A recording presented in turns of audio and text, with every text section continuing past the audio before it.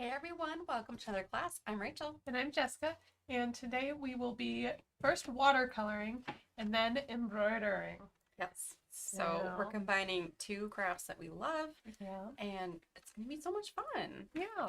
So we're first starting with fabric, and we're going to be watercoloring it. It watercolors similarly to paper. It just spreads more. Yeah. But you can still add colors, and they'll stay there pretty nicely. So that's what we're going to start with. And yeah, then we'll get into embroidering. And you can embroider so many things. I feel like this is really good for like landscapes. So you can have like a watercolor background, and then when you put in your trees or something, it's not like a ton of white space. Yeah. And less stitching. Yes. So some quicker project ideas. Yeah. Here, let's switch the camera, and I'll show you my example that I did a while ago. This is actually a big hoop, but I watercolored the fabric first, and I was kind of doing, I don't know, kind of abstracty, some pinks and peaches, purples, and then I went in with black DMC floss, and this was just kind of freehand. I looked at some pictures of like floral outlines and kind of just took it from that. So I like it. It was really fun to do. This is when I got started today. It's a little hoop, and I'm thinking it'll be a Christmas ornament. So I painted background blue and got some like tree shapes in the background, and then going in with the embroidering to define the trees. It's so cute. And then I was also going to do some French knots all around to look like snow. So that's what I'll be working with today. Today I'm going to do a coffee cup. I don't know, I just felt like it was fallish, you know, like a pumpkin spice latte. What color background are you thinking? See, now that I don't know yet. Yeah. I'm still thinking, like, should I do more like, I could do like pink and browns, kind of. Yeah. Fallish like that, and then I'm going to outline it with the black again, because I really like how that pops. Yeah. Yeah. So I'm starting with this 3-inch hoop. It's just such a cute little hoop. I gotta do one of those. A perfect size. I have a 6-inch. So this is just a one that I'm comfortable doing. I don't know. It's just your basic size. Not too big, not too small. So this is how my coffee will look. Thinking of kind of having it lower down with some kind of white space around here. And then for the fabric, this is, I grabbed it, but I think it's DMC 300 count cotton. So there's white, which I'll be working with. And I had the ivory. Yeah. So this is really fun. So, and then also if you, I'm going to double this. So this is like twice as thick. And that way you can't, it feels nicer to work with. It's a little bit thicker. If you're doing a lot of stitching, it'll hold up better, and you can't see through it. Yeah.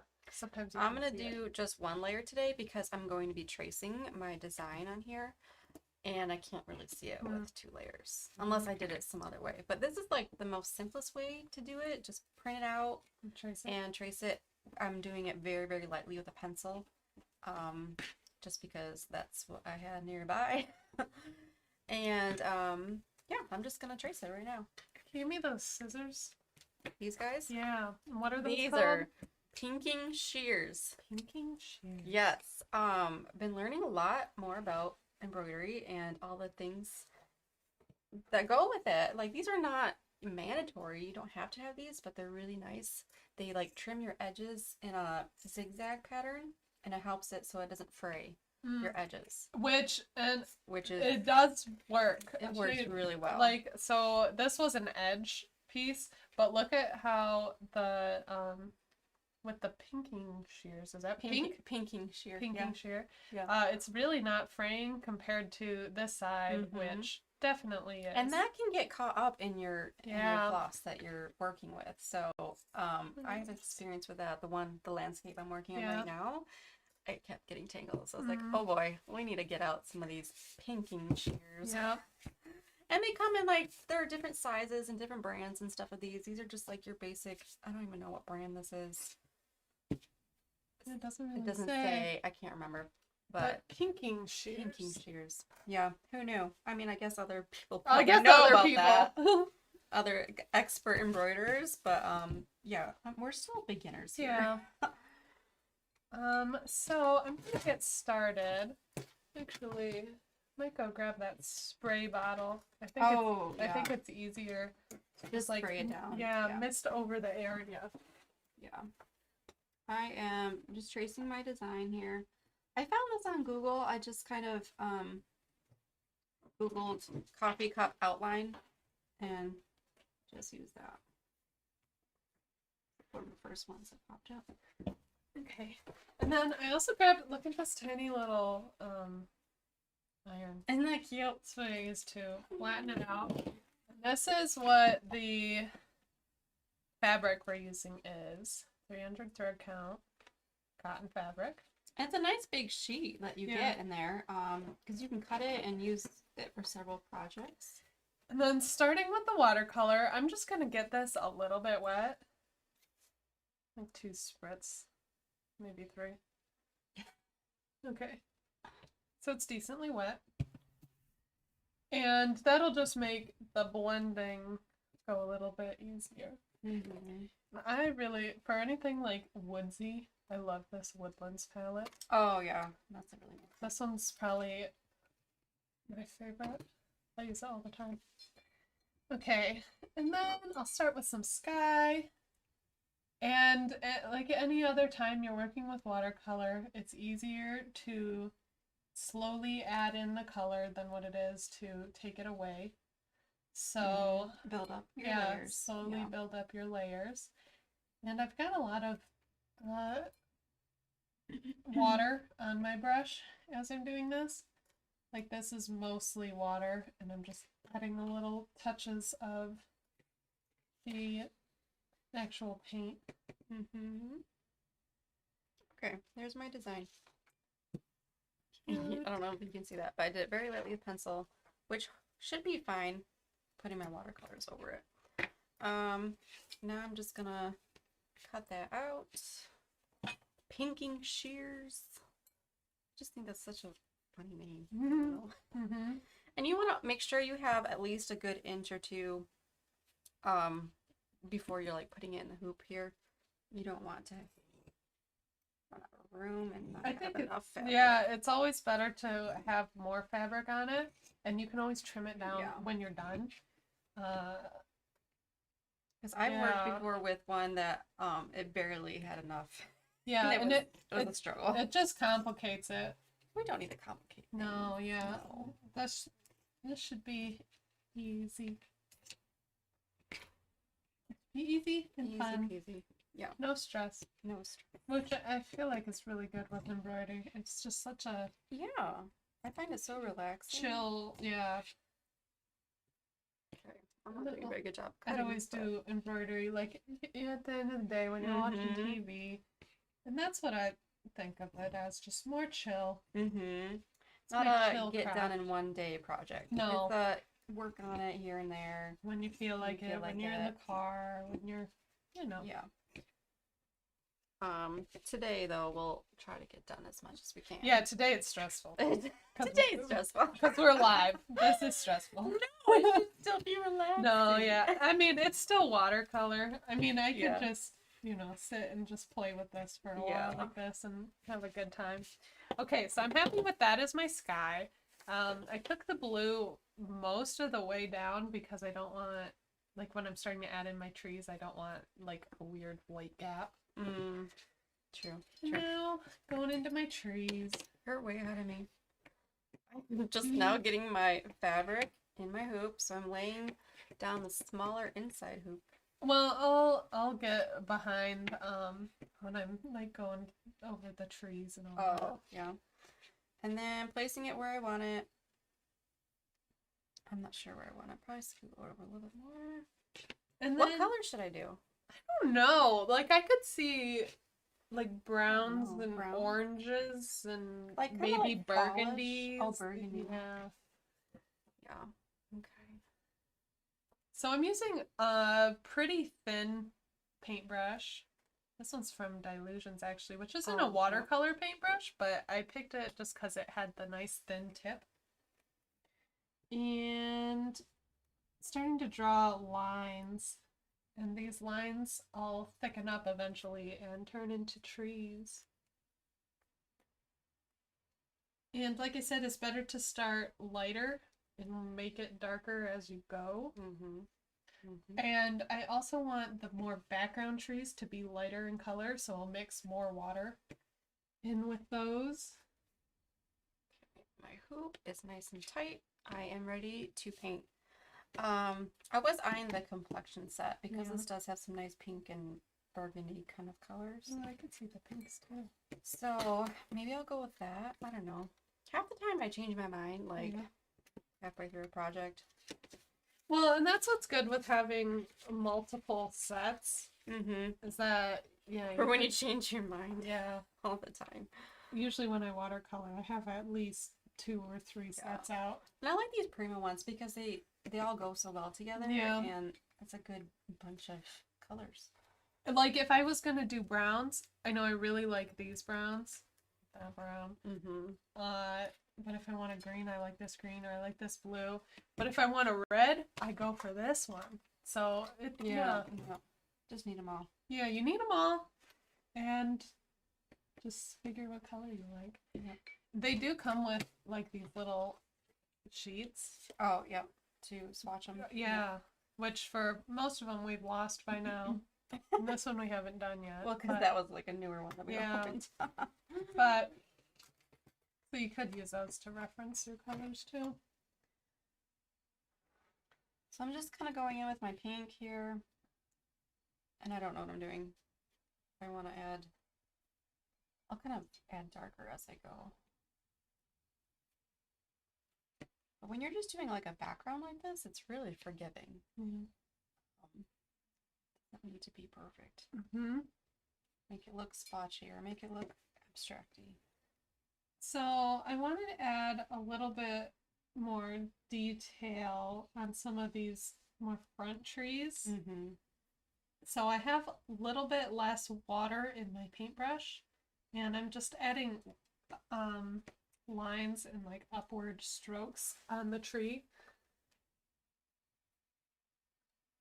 And I'm thinking, well, I want it to like complement this one, but not be exactly the same. So this one, tree on the other side. Yeah, I was going to make like a cluster of trees mostly on this side. So this one will do the cluster mostly on this side. So they're a little different, but pretty similar. It can be put together or hang on a tree. Yeah. A tree on a tree. Yeah.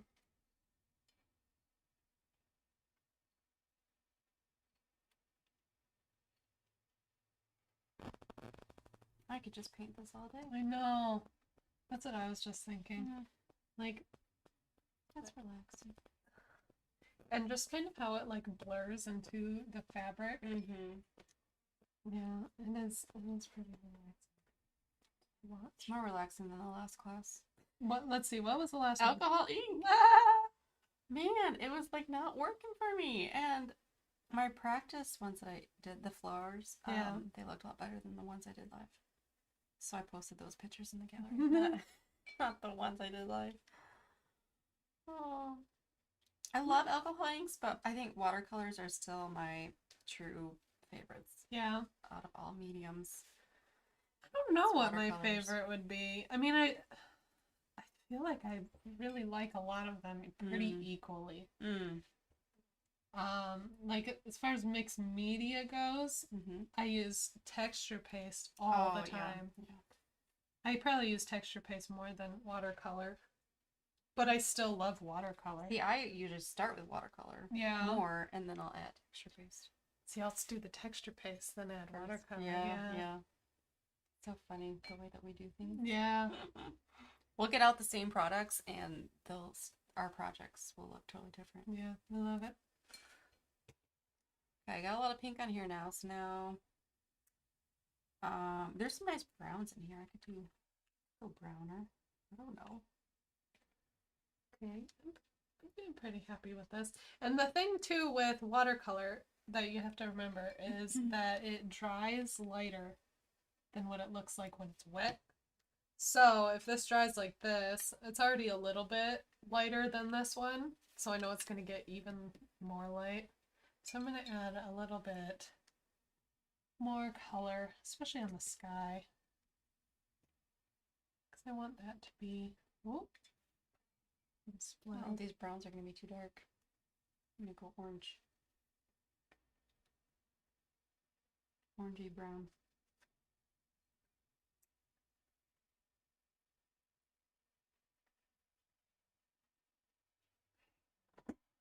Darker.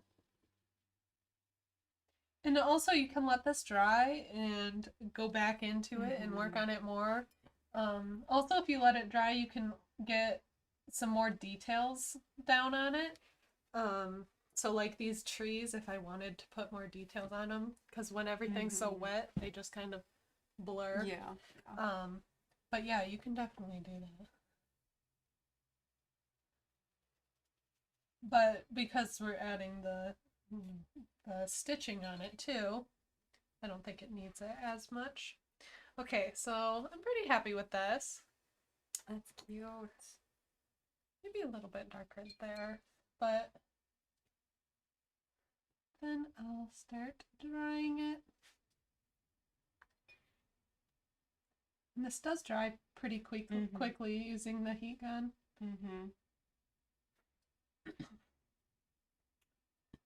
I'd say it's better if it is completely dry before you start working with the embroidery flosses, especially if you're working with a lighter color. Yeah.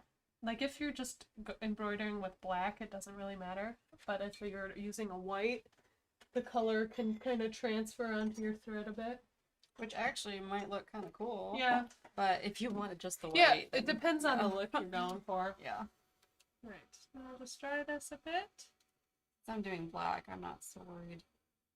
Yeah. About that. I am losing a little bit my pencil sketch. Which is good and bad. I mean, good that it's not going to show up. Much. Yeah. But bad that you can't see it. Yeah. Still kind of can see it. So I did pink and yellow and this beigey yellow. I thought the brown might be too dark, so I didn't go that way. But yeah, I like the way that this is looking. You could add just brown inside the cup. Or extra definition around the cup. Decisions. So kind of just go around it with, well, then it's going to spread though. Yeah, but just a little bit. Or you could just try to keep it mostly in. Or you could dry the background more. And layer some shading, cup shading. Or if you're just using black, you could embroider it and then paint. It. Again. Yes. There are no rules. So, yeah. No rules and a lot of options. Yes. I might do that. I might kind of see what it looks like after. And you might not even need it. Yeah. Because I am worried if I add that brown now, it's going to be ooh.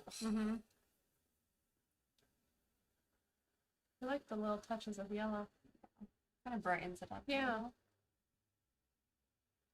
Okay. And then I'm even going to take it out of the hoop to make sure that the part that's stuck in there gets nice and dry too. Oh, that's smart.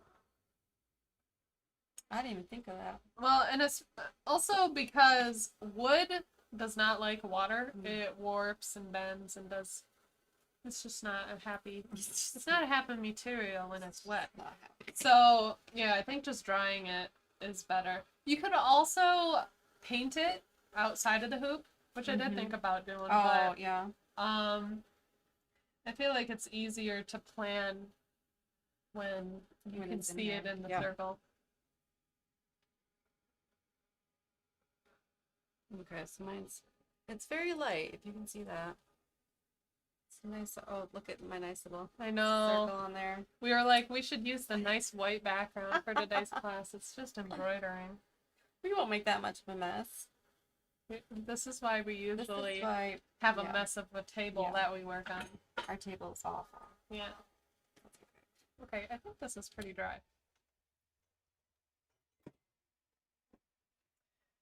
Okay, so put it back in here. This metal conducts the heat, so you gotta be careful of that. Mm-hmm. It is pretty warm. Okay. Cute. And tighten it up a bit. And then that's just going to like freehand sketch with the pencil. Just along some of these tree lines that I have here. I should probably be done painting soon and get to stitching so I don't have to leave the class with like just a tiny bit done. Embroidery is not a fast craft. Yeah. It is slow and relaxing. There's a little bit of shimmer in here. A couple of these colors in the complexion palette have a little shimmer. Oh, So that's really fun. I like that. You can see it a little bit. That's cool. I like it. Okay, I'm gonna dry it and then see. Maybe more of that.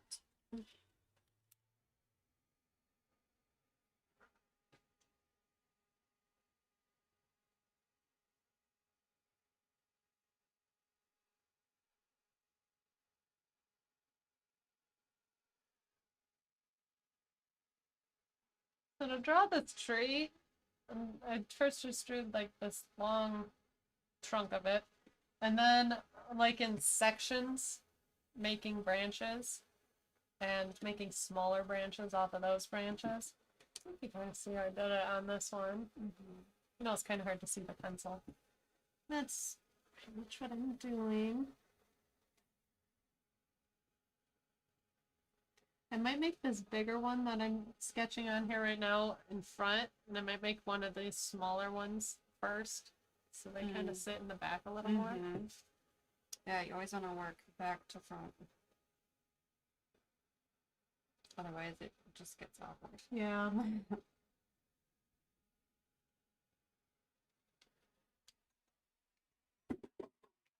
Okay. We both just said Okay. Okay. That's enough. And I've got quite a few shades of green. I kind of like how light this is. Yeah. Yeah. I think I'm just gonna do it like this. Okay. It's not like, it's like mostly dry. Good enough. I'm using black, so. So embroidery floss comes with 6 strands. Yep. So I only want to use 3 because this is such a small thing. So I'm going to split it. I usually start in the middle. Oh, you do? Yeah. I split it on one side. Well, just because I think it tangles. Well, I mean, it does tangle really easily. So if you start in the middle, it splits the amount of tangleness in half. Oh. Because then you do one side at a time, get out all the tangles, do the other side, get out all the tangles. I see. Nifty. And I just hold my 2 ends and then I just keep pulling it and unwind it. And then if I get really impatient, I just cut the bottom off if it's But yeah, I'm doing 3 strands as well. When you're doing like an outline stitch like this, I don't, unless you really want unless it it's bigger, or like if it's a bigger hoop area, I think it's fine. Yeah, so it's just whatever look you're going 3. for. I'm gonna go 3. I don't like 1. I've tried doing 1 before, and man, it's like for those small details that you want to spend forever. Like just really fine lines. Nope. Yeah, it's not really because that's not really my style with embroidery, because I kind of like it to get done a little quicker, which is what this is perfect for. because, like, I mean, even More this one, abstract-y. where I only did one tree, I feel like I could add some snowflakes and call it done. I could even call this done. You can even call it done with one. Because it's just, yeah, it's got the background, it has the shapes There's of the all other different kinds of trees. embroidery. It's awesome. If you just search on Instagram or TikTok or whatever, there's so many artists out there that are doing all kinds of fun things. Okay, starting my needle. I'm using a Chanel needle. Size, I don't know. It's a pack of variety sizes. This might be like the 18. Mm-hmm. I feel like it's Sounds that right. variety pack. And I'm gonna do the quilter's knot to tie my end. So I just hold my needle behind thread and wrap around 3 times and pull it down. This is like my fastest way to tie knot. And then I'm kind of just gonna start, I don't know, maybe I'll just start with my handle. Yeah. Or maybe I'll start over here. I don't know. What stitch are you gonna do? Oh, yeah, maybe that I should decide that. Maybe I could do I could do stem stitch. I could do, that's a little bit bulkier. I could do a whipped back stitch. Or I could Is just that do the a back one where, stitch. like, That's when you like go back through it. ooh, oh, and so it looks like a little spiral? Mm-hmm. Yeah, so it like makes it a little bit tighter. That's the one. That one. Yeah. Well, I don't know. This is kind of like a back stitch. It's just all over the place because it's a tree. Yeah. So yeah, I don't know. Just more like in and out, but Yeah. I don't know how else to describe this stitch. Freehand Freehand stitch. Freehand stitch, yeah. Yeah, so I'm gonna kind of start back stitching.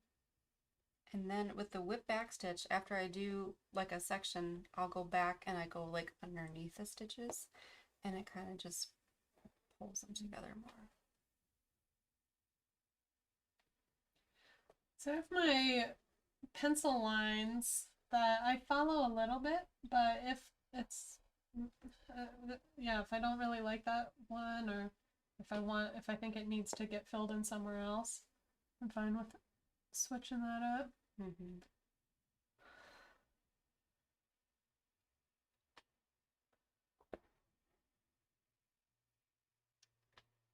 Definitely have way too much thread here. Oh, because I was pulling my other one that my other 3 strands. Like, why do I have so much floss?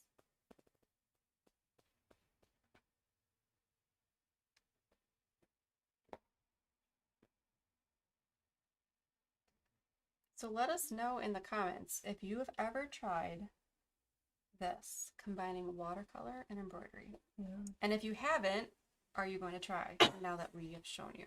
Or if there's some other medium Ooh. that you've tried with embroidery. Mm-hmm. I'm sure there's a lot of different things that you could do. Yep.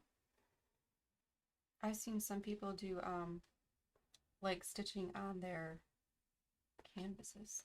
So like, oh yeah, so they're like done painting and then they add some stitching. Like, oh, I want to try that. Yeah, I've done that. One time I added stitching onto wood. How did you do that? I drilled a billion different little holes. Oh. Yeah. Wow. That took a long time. Well, like I had a drawing. It was a very detailed drawing.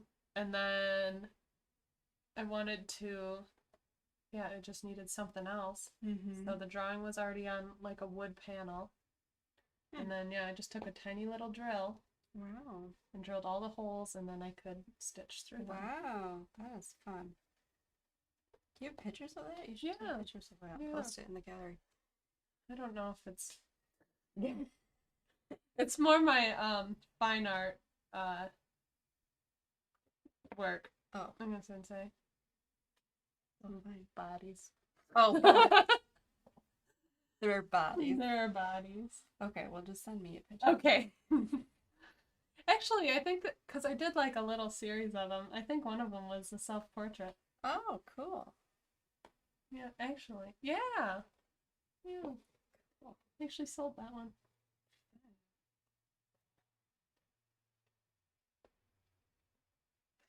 Yeah. I just think it's so fun to mix different crafts. Like, Yeah. you can do stitching on apparently wood. But a lot of scrapbookers and card makers now are stitching. Paige Evans does a lot. Stitching on bird layouts. They're They're so very cool. So cool. Or like, yeah, she just posted about, I saw somewhere all her Christmas albums, and they have so much stitching in them, like so much, and they're awesome. Tina, you haven't tried it yet, but maybe you'll try. You should, Tina. You should. It's always fun to try something new. Yeah. I just learned embroidery this year. Like it was this last summer. Jess taught me. Yeah, we had a class. embroidery class. Like I teach you how to embroider. Yeah. So you had to teach me first. Yeah. So yeah, and you can even look on it's on our YouTube channel, Yeah. so you can go back. And we also have a ton of different stitches. Oh yeah. Like videos on how to do all the different stitches. Which those are really helpful to kind of save and come back to. Yeah. Because there are a lot of stitches. Yeah. Trying to remember them all. Or even just to, like, if you're starting with one stitch and then go back,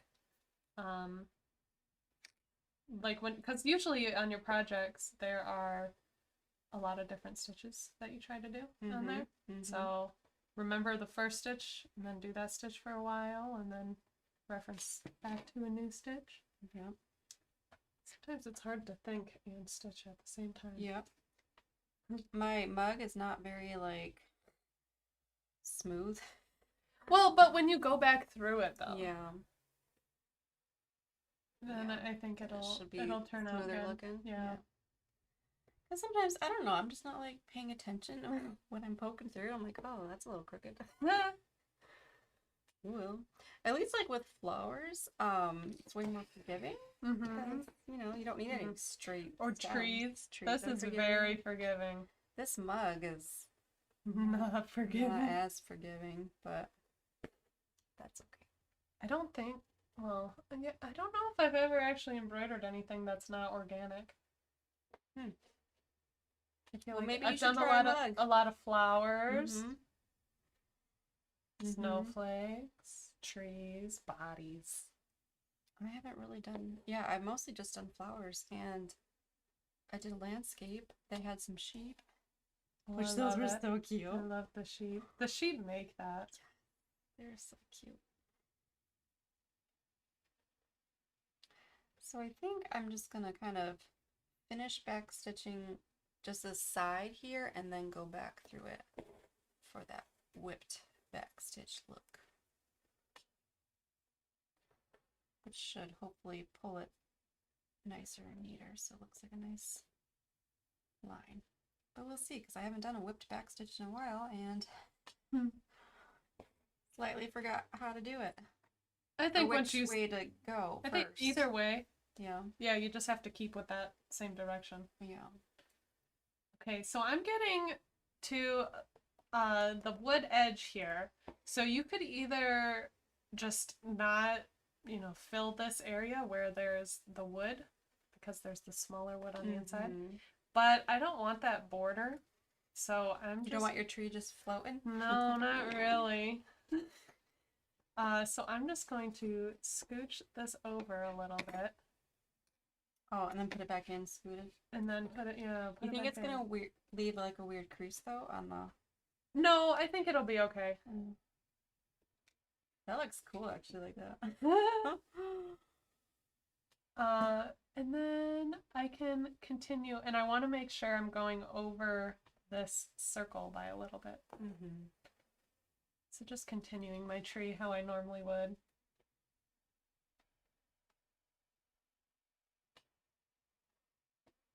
Okay.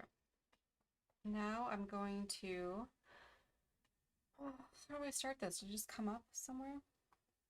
Where do I come up? I would come up. Which side did you just go under? Okay, so I would come up on your very end there. Just come up through the stitch? Yeah, My through your stitch? last stitch. Yeah. And then start wrapping. Start going. I think I'll just go down into them. If I can get it. Ooh. Yeah. So I'm going back into all my stitches and just pulling it through. Maybe, because some of them are really small. Hmm. There we go. The bigger you make your stitches, the less stitches you have to do. True. But, I mean, if you want, like, a more outline look, Mm-hmm. then you need them smaller. You need them smaller. Especially if you're going around a curve. Yeah. Oh. So there's some So why did I pick a mug? positives and advantages. Disadvantages. I'm like, oh, I want something fallish. Like a mug. It'll be good. Be good. I'm just kind of regretting this stitch because it's taking longer. Yeah. Yeah, that's just twice as long. You're going back through it. But I think it looks nice. That looks really nice. Yeah. Yeah. I find it easier to use the other end of my needle to go back through it. So you're not like so I'm picking not up like fabric? yeah, so I'm not poking my fabric. Okay. Don't want to make any unnecessary holes. Good tip. There we go. Oh yeah, I am liking it. It's just a tiny bit more to do. Yeah. But at least this design is pretty simple. Shouldn't take me all day. Hopefully.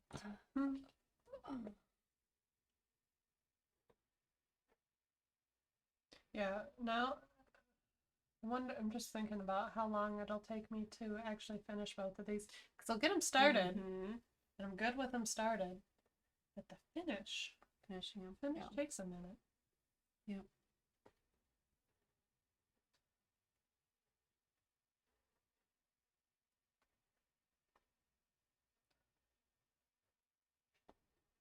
Trying to think what other stitches are good for outlining. So there's the back stitch, whipped back stitch is what I'm doing. And there's a stem stitch.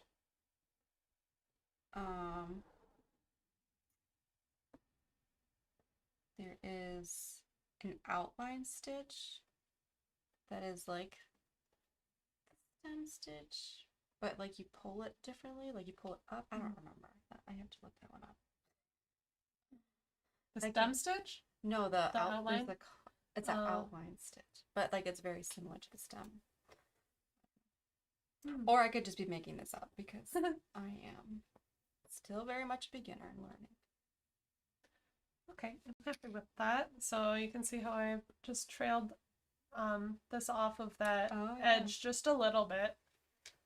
So now I can put it back where I want it.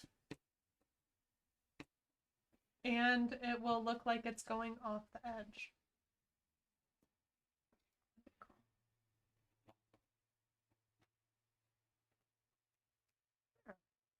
Oh, yeah, I like that.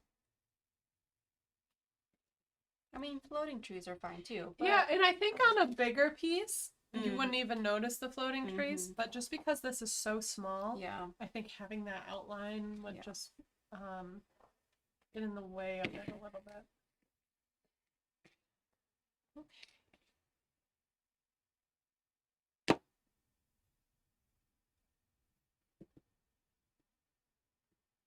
Well, I got about one side of my mug done. Look how nice and smooth that is. Besides these little, got some little threads from the fabric. But maybe because it's not all dry. I don't know where these are coming from. Oh, yeah, I had a bunch of those from... I think it's just from, like, painting, like, with the brush. Oh, I think it's, like, the cutting the leaves. Like, when you cut just a little bit, it makes the little pieces like that. Okay, now I want to add some of my French knots for the snow, just so you can kind of get the look that I'm going for with it. I'm gonna come, since I'm already up here on the top, I'm gonna come around this way in my mug now. I mean, there's not really any wrong way of how you want to do it, but I don't want to like jump too far doing something. And I don't want to have to thread again. I'm losing some of my pencil here, so I'm referencing my image because my mug does not like touch all the way, which I kind of like that. Like it doesn't touch the edge. Here's my white for my snow.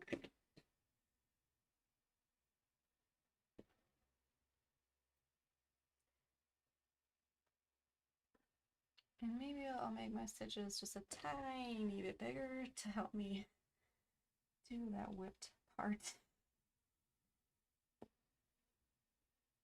Or at least try to make them all the same size because that's always helpful.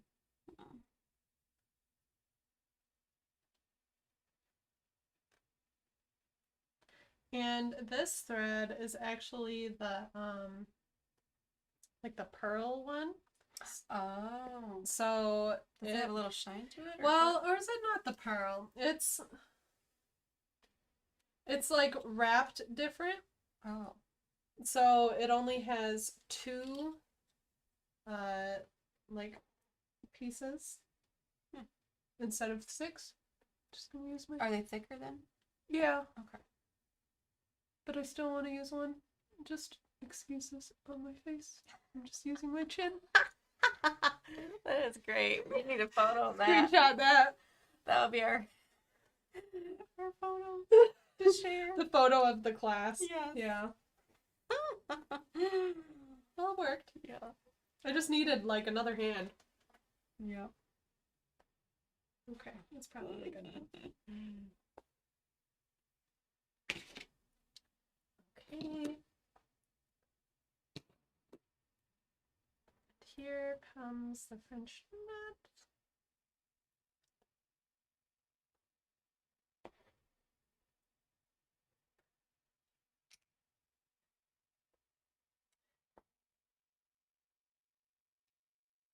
They want pretty small or more delicate snowflakes, I'm thinking. So I might only go around this, like, I'll see what one looks like first. And I'll probably do like a few different sizes. Yeah, that's pretty cute. Just one little snowflake. Oh, that's perfect. Just some little cute. You could even put some on the trees. Yeah, yeah. That's a big idea. Right? I want to make trees now. Done with the cup? Well, gotta finish it. Yeah. Maybe my next one I'll start some trees. And these make great gifts too. Yeah, I know. That's what I'm thinking. Cute. I would gift that to someone. Make it into an ornament. Yep. That's what I might do with this. The grandma would love because I mean it's like a homemade thing, handmade. And yeah, and you could do enough of these to make quite a few gifts because it is like a smaller embroidery project. So doing multiple wouldn't be the worst. I mean, you would need to start it soon. Don't wait until like a week before Christmas. Stitch like crazy. Actually, that's when I do a lot of my Christmas making. Yeah, like the week before. I'll stay up till like 3 o'clock on Christmas Eve. Oh man, trying to finish Christmas gifts. Yeah, I've done that so many times. I'm usually up wrapping Christmas Eve. I don't know. I'm just not like an early wrapper. I'll get my wrapping mostly all done. I don't know. It's just like tradition to do like panic wrapping. Panic wrapping. Yeah, there's the little snowflakes. Oh, that is so scatter some more Are through you the gonna sky. add another tree or no? Yeah, I Oh, think the I big think one I'll then. add a big one and Yeah. then maybe one more smaller one. So Yeah. I've got like a set of 3 That'd be cute. because I like the odd numbers. Yes. This one I might add. This one might add 3 too. Mm-hmm. It would But- be okay with 2. Also, Yeah. because Yeah, it's like so one big, small. one small. Yeah, Mhm. 2's a nice number. Since it's so small of a hoop. Yeah. But yeah, Cute. And here's part here's of a part cup. of my mug. Yeah. Yeah. Fortunately, I picked a stitch that is. Well, but you can see the Longer. finished project eventually. But yeah, I will try to finish this soon, and I'll post that somewhere. All of our projects that we make are always posted in our gallery on our site, and then we also post to social media too sometimes if they're good enough looking. Yeah. But yeah, so it's a lot of fun. Thank you for coming to watercolor and stitch with us. If you've never tried this before, we really hope that this has inspired you to try it. Yeah. Yeah. So next week is unboxing the cherry box. What is this? October cherry The box. October cherry box. Yeah. So make sure you tune in for that next Friday, 1 p.m. Eastern. And we'll see you there. Yeah. Bye. Bye.